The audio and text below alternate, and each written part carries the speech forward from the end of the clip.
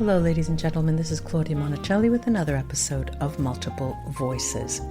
My Multiple Voices podcast, true to its name, includes different series. For example, we have the Voices of Love, where we discuss relationships, the voice of empowerment, the voice of laughter and play, the voice of pleasure, and the magical voice of archetypes and how they change the way we live.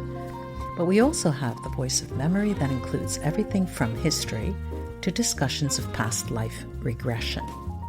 There's also writing voices, where we interview both seasoned writers and authors who have just started getting their feet wet with writing, and we learn what can work for you as potential writers. Our series called Voice of the Spirit discusses different forms of spirituality and religion. And then Channeling Voices is a series that covers what happens when you channel, but is also extended to mediumship. Take a moment to review this podcast if you've enjoyed listening, and leave a hearty 5 stars. I'd appreciate it. Enjoy your listening. 1. Hello, ladies and gentlemen, and I'm back. And I always say that I'm back. I'm wondering if it's a threat or if it's an announcement, but I am back. And with me today is a guest that is quite different from other guests that I have, Timothy Doyle. Tim, come and say hello to our audience. Claudia, it's my pleasure to be here with you and to share my information, my teachings of the Golden Ones with your listeners. Okay, so let me introduce you first. I'm open to any. All right. I'm open to any questions. Good. Okay, so Tim Doyle is a student of the Golden Ones, and we'll lead with that. We'll talk about that, what that is. And he explains it as the Golden Ones are the co-creator gods who are the administrators of Earth's spiritual training school. He's been in training for over 50 years, and I have the benefit of the video, and those who don't, I mean, he doesn't look that old. So I'm thinking, when did he do this? He is an ordained metaphysical minister, a Reiki Master, a certified Kundalini Yoga Instructor, an author of 3 books based on the teachings of the Golden Ones as well. And he's raised the Kundalini Energy within his body, and we'll talk specifically about that as well. He's experienced out-of-body periods, successions, phenomena. He has traveled in the astrals, has had a UFO encounter, and these are all interesting phenomena that many people don't believe, so we will be talking about that. And he's had several visitations from spiritual beings, developed techniques to remove fears and unhealthy feelings from the soul's consciousness, and among other techniques, he's learned to assist the soul in removing obstacles from their path. And in the description of the episode, I'll write his information, how you can get in touch with him, and where you can find him. Tim, welcome. Now, there's a lot of meat on those on the burner there. There's a lot of things that we can cook with. Let's start with the Golden Ones. How did you get into that? What point in your life did that come about? Well, Claudia, I was in meditation in 1983, and all of a sudden, my mind's eye opened up, and a beautiful golden radiating light beam appeared to me, like a television, and it was like just a television. radiating. Did you say like a television? Yeah. Because you blanked out. I was like watching television in my mind's eye. It was that I'm seeing you right now. And he reached up around his neck, took a necklace off, and it floated from him to me, and he put the necklace around my neck. Well, at that time, I just considered him a spiritual being appearing to me. I mean, I was overwhelmed. And I thought, I'll never forget this experience. Tim, what time of day was it? Where were you when this happened?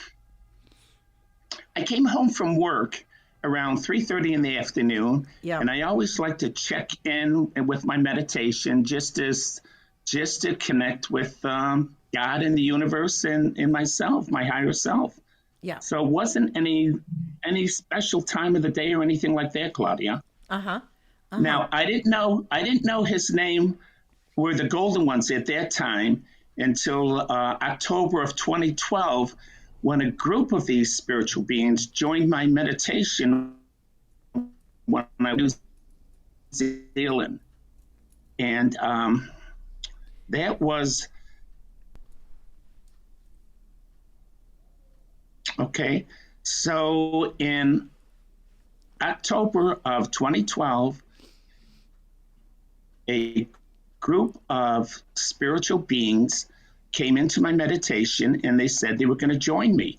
And I've had many visitations, so I just welcomed them.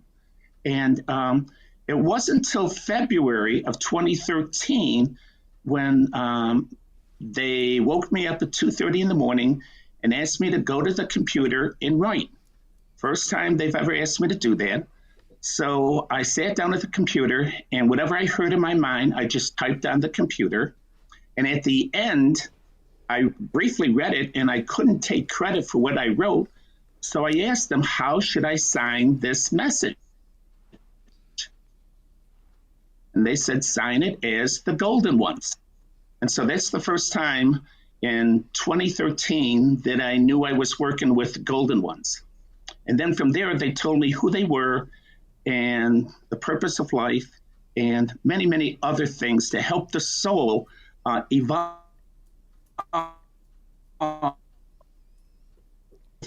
in this spiritual training school on Earth. Okay. Now, Tim is in China, so that's 10-hour difference time zone with me. And so at times the voice comes and goes. But I think we heard everything, Tim. You mentioned what the Golden Ones are and the purpose of life. You just mentioned that. Can you reveal to us what they talked about concerning the purpose of life? Oh, yes. Every soul here, born to Earth, came here out of love and dedication to serve God. Their purpose here is to train to become a co-creator God, just like the Golden Ones. We're in training, and the purpose is to gather wisdom and to be godlike in every moment, just as if we are God. So our training is to be godlike in every moment. Okay. Discipline our thoughts and our feelings. When you mention co-creation, can you expand on that? Well, it's before coming to Earth, we were guided by the heart of God. When we came to Earth, we received a conscious mind and a subconscious mind and had access to universal mind. And we're here to learn how to create with our thoughts, just like God, how God creates. Before, we were not co-creator gods. We were just souls, existing souls. But when we came to Earth, we chose to come here to serve God out of love and to become a co-creator God, to assist God in the oneness of creation throughout the universe. Okay. Now, for you, it's very matter of fact because it happened to you, and perhaps you've spoken about it several times. But in your conversation, you mentioned you've had different beings come to you. And when I introduced you, I mentioned a UFO encounter, astral travel, and out-of-body experience, just to name a few of the things. Prior to the Golden Ones coming to you, What other experiences have you had? And how did you know it was a UFO encounter? Well, the UFO encounter, about that. Every morning, this happened about in 1990. And every morning I would wake up about 2:30, 3 o'clock and take a walk, a meditative walk for about 3 miles, where I would communicate with my higher self and think about my day. So on this one particular day, I'm walking, and I'm walking in the middle of the country, no streetlights, completely black. No moon was out, but your eyes can sense darkness and distinguish between houses and trees and so forth. So as I'm walking along, all of a sudden I noticed on the tree line that was about 100 yards off the road in a circle, I saw a light at the base of the trees. All the trees around me, all of a sudden this light was there, and the light started to move up on the tree line. And I'm thinking, wait a minute, there's got to be something behind me that is creating this light to go up on the tree lines. And I'm looking around, and it's like, 100 yards in all directions. And I started to turn around, and in my voice, there was a voice in my mind that said, do not turn around. I mean, Claudia, this voice was as loud as your voice. And I thought, as much as I wanted to turn around, I remembered the biblical story about, I don't know who it was, whose wife, Salt's wife, she turned around and she turned into a pillar of salt. Right. So I was not going to turn around. And so I kept walking, and eventually the light just went up and up and up and disappeared. So that was my UFO encounter. And did you get any revelation elsewhere about the meaning of that encounter? Were you able to understand why it happened? Well, I don't know if they were just checking in on me, if they embedded anything in a listening device in me or anything like that, right? Or if they were monitoring my body and clearing up anything. I really don't know, except that I just assumed that it was part of my spiritual development and taking care of me. Yeah, it was an alien encounter. I can confirm that was an alien encounter. There's an implant there, but it's not harmful in any way. And that encounter could have gone wrong. So you're on track here. We're talking to each other. Everything is fine. Now, when you talk about out-of-body experience, we've heard... That's good confirmation, Claudia. Thank you. Yeah, you're okay. Out-of-body experience is quite different for everyone. How was it for you?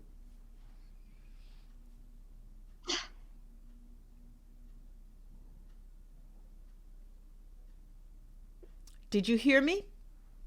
No, I did not. Okay, let me repeat that. We've heard talk about out-of-body experience, and it seems to be a bit different for everyone. How was it for you? Okay. I was in meditation. I was just learning how to meditate back in 1971, late 1971, early 1972. I didn't even know what a chakra was or anything like that. And so I just had this desire to meditate and to be the best servant for God in the universe. That was my desire. And little by little, I started to see colors, numbers. I was going through my root chakra, what was happening.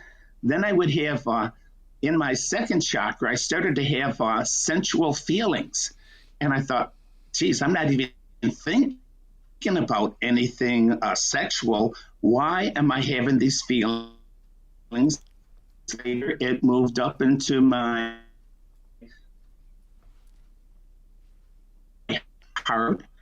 Okay, so it moved up and then into a your couple heart. weeks, but it was right there. There was a pulsation in my solar plexus. I thought it was my, and then let go my heart, and it was up my left. So the energy moved up my arm into the cavity of my body, and then all hell broke loose. There was like a tornado sound in my ears. My breath took a unusual rhythmic breathing, uncontrollable, in and out very quickly. My mind's eye lit up like white phosphorus. The light in my mind's eye was so brilliant, Claudia. I was closing my eyes so tight, but it was inside my mind. And all of a sudden, after enduring that, I started to spiral out of my body. And I left my body. And at the time, I was living on the Chesapeake Bay. I got out of my body. I didn't know where I was going. And I just asked my loved ones, I said, please return me back to my body. And then I started de-spiraling back into my body. And that was my experience of the out of body. Mm-hmm. Did that ever occur again in your life? No, not that. Uh-huh. Interesting. This is really, really interesting. Let's do this. When I have guests on, I will ask them for a series of topics they'd like to talk about. And and we'll go down the list that Tim, he has so many things to talk about. But one is the purpose of life. And we talked about that briefly, right? When we talked about the golden ones. Okay. Let's go down and talk about death and reincarnation. Okay.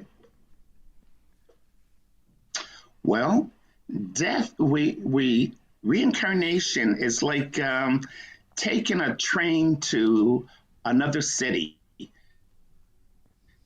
You need to change trains, change subways, change buses, and we need to experience life in the physical, as a male, as a female, in different cultures.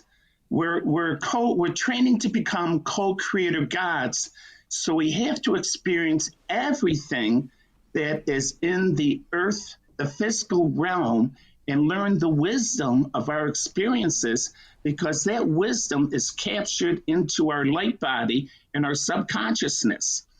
And so the purpose of death is to just transition into another gender, religion, culture, for the experience of becoming godlike and learning wisdom throughout all the physical possibilities in the physical realm. Just to learn wisdom. Right. I get a lot of questions from my followers and subscribers, and they, especially when all right. I get a lot of questions, as I was saying, and the most of the questions I get concerns what exactly happens after the person dies, the soul moves on. Does the soul have an option of reincarnating? Is it a negotiated process with the divine? And because many souls transform into guides for other human souls that are incarnated on earth. Do you have any knowledge or wisdom about that has come to you? Well, at the time of death, the soul does not have to leave Earth. They have 3 days to reconcile. And if they don't reconcile and move on, then they're trapped in the earth environment as, let's call them a lost soul at that point in time, okay? Yes. And what that soul does, it will wander around and attach to a familiar area, maybe their family or a child that they know of, and until the time comes when someone will assist them to move on. Those are for those souls that are lost, that have free will, that do not have to move on. If you move on, then you go to like a school where you review your life and you see what you did wrong, how you could have improved it, what lessons you want to work on, where's the discipline, and you're guided in this with many of the teachers in the spiritual realm that will assist you in coming back. You do choose your parents, you do choose the culture where you need to learn your best lessons, and then you reincarnate, and hopefully you you become conscious and disciplined in overcoming your desires, your ego, and want to live a spiritual, healthy life and assist others, hopefully. This is in line with information I received from working as a medium for souls that have passed. And we call that initial phase when they are lost, earthbound souls. Earthbound souls Yes. who have not understood that they are past. Okay. Yes. Now, let's go on to the notion of fear. How to remove fears and unhealthy feelings immediately. Can you talk about that? Good question. Good. Yes, of course. Yes, my pleasure. This is the most important thing that a soul needs to learn. The purpose of the conscious mind is to validate truth. To validate truth. 1 + 1 is 2. If that's a truth, it moves that truth to the subconscious mind. If a soul is experiencing something, let's say a soul is wants to learn how to swim.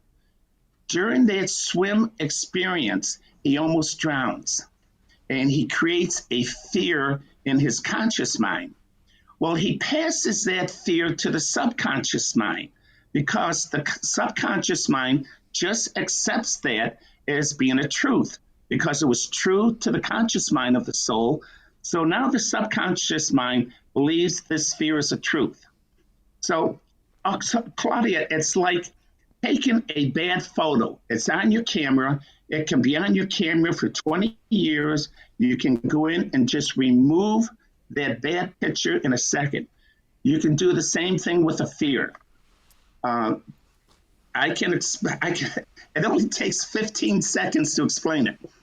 The fear is in your subconscious mind, which is your third chakra. You put your left hand on your third chakra, your right hand on your heart. You activate the fear. You have to bring that fear, like the fear of drowning, to the surface of your mind. And all you have to do is say, this feeling is not mine.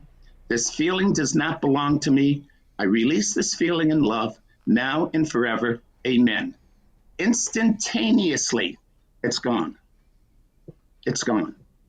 Okay. If people can learn that, and that can be shared around the world, that would make humanity on this planet much better. Exactly. Especially Claudia, now. It's that simple. It's that simple. Yeah. Now, on my website, I have a video that demonstrates that. A video. It's a Tell us the website. video. Give us the name of the website. The website is www.thepathtowoneness.com. Okay. Has all the teachings of the golden ones on there, and everything's free on the website. Everything's free. We don't charge for anything except astrology charts, and it takes me a few minutes to create those. So I have a minimum cost for the astrology charts, to create astrology charts and numerology charts. but everything else is free. We don't charge for anything.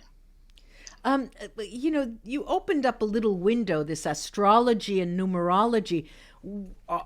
Were those, are those skills, do they predate the golden ones? Okay. Yeah, they do. Okay. In my younger days, I've got 4 boys, and when they were little, I got into astrology and numerology to give me an understanding that they're all different and they all have makeups, and to accept them as they are. So I got interested in astrology and numerology based on my children to learn how to handle them. Boy, you almost have a basketball team. Jesus. Wow. Well, now there's another topic that we could try to touch on. And you mentioned to me Archangel Lucifer's mission.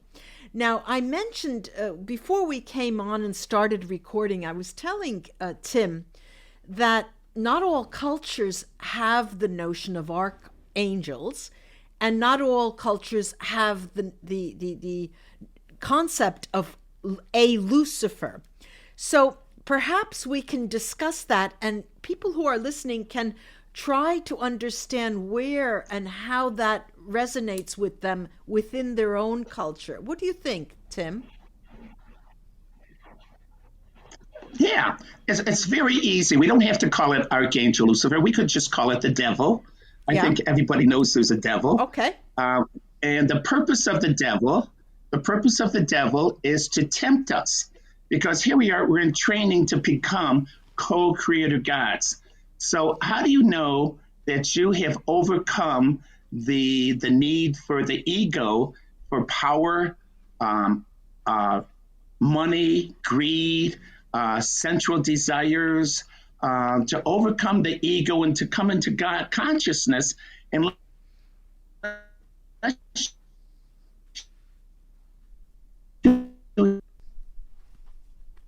so our purpose here is to be godlike in every moment. And part of the training is to test us to see if we're godlike or not. So the devil's role is to tempt us with money, authority, power, sensual desires, to see if we have learned to discipline all aspects of the ego and evolve into a God consciousness, that we have overcome the earthly desires that holds a soul to this training school. So that's the purpose of the devil. So, Tim, could we say, I'm not sure, but let me have your take on this.